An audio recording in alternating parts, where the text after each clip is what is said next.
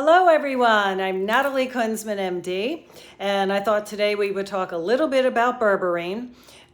There are many people talking about it because of its various uses in so many different ways in the human body.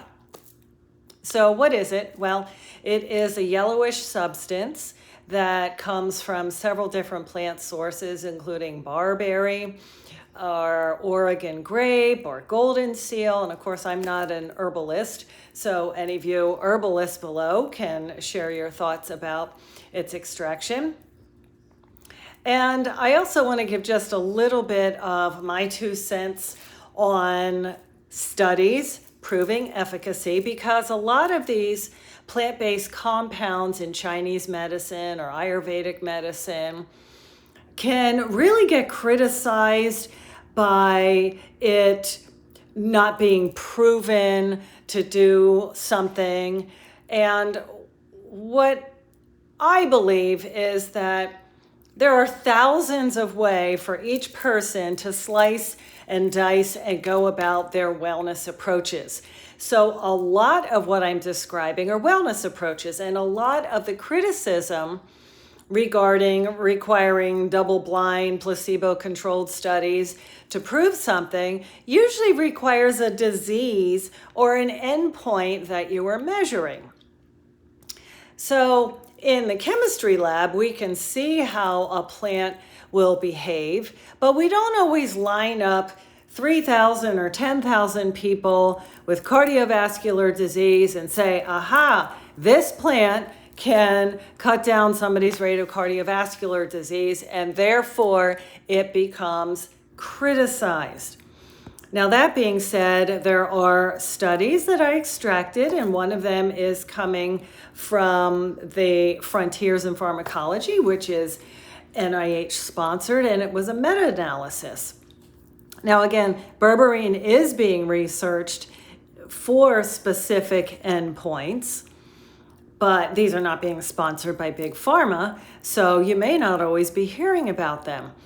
And berberine really has a niche, or had a niche, for being used initially in statin-intolerant patients because of its lipid-modifying behaviors, such as cutting down LDL, improving HDL, and diminishing some atherogenic burden.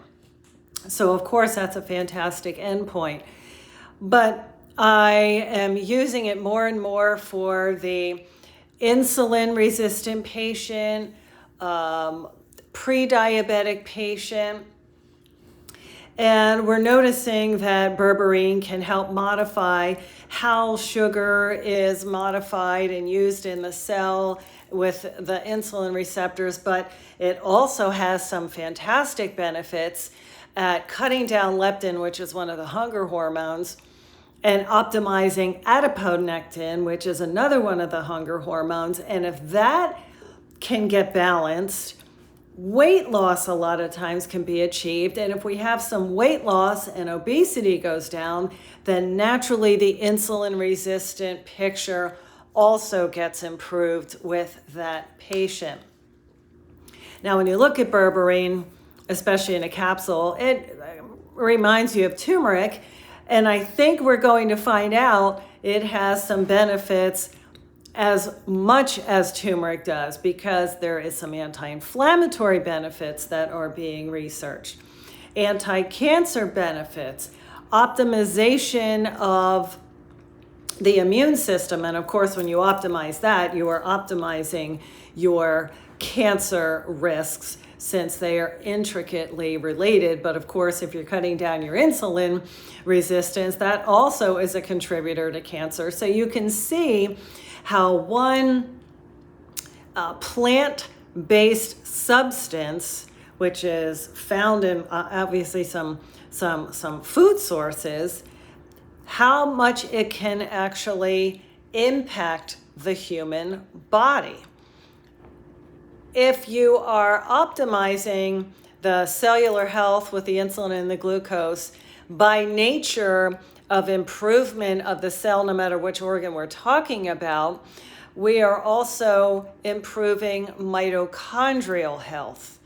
And of course, this is where the energy packets of the cell are found and are manufactured and help each cell do its job. Now, there are some other cardiovascular benefits in regard to it modulating calcium influx and potassium influx, and in that regard, it may help with heart dysrhythmias or helping to regulate some of the electrolyte balance that contributes to as well. Of course, we'd like to talk a little bit about safety. It sure is a safe compound and very well tolerated on the gut. Of course, while we're talking about the gut, research in its infancy is also noticing that it can optimize gut flora, and we're noticing that so many of our medical conditions can be modified by just the mere improvement of our gut health and promoting a lot more diversity in our gut bacteria. Of course, I have just scratched the surface where berberine is concerned. There are several really good medical grade nutraceuticals that have berberine in it. I think we're going to see this become more and more of a player in the near future. Of course, I practice functional medicine, so I try to bring the Chinese and the Ayurvedic and the natural and the energetic and the traditional models and the disease models and the lifestyle pieces to the table to optimize our host. Again, we may not have a direct head-to-head berberine disease state just yet, and which may satisfy big pharma, but there are a lot of pharmacologists that are lecturing on this topic and showing where it actually is behaving in our human body.